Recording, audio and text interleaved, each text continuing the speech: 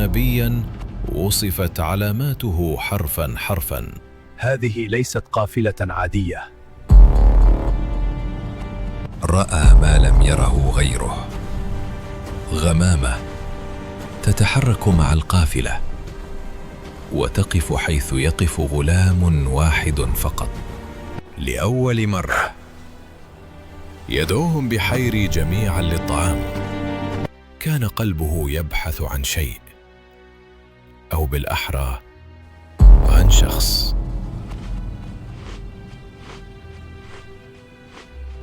هل تخلف أحد؟ نعم، غلام صغير تركناه عند المتاع. دخل الغلام فسكن المكان.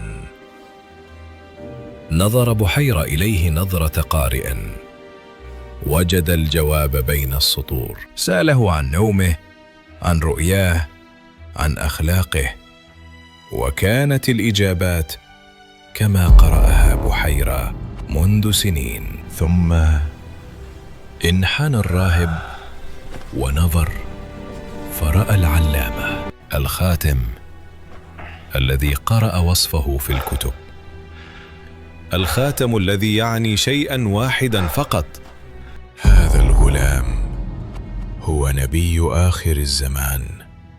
أعيدوه إلى مكة واحذروه من يهود الشام، فإنهم إن عرفوه كما أعرفه الآن. عاد الغلام إلى مكة، ولم يعلم بعد أن السماء قد اختارت.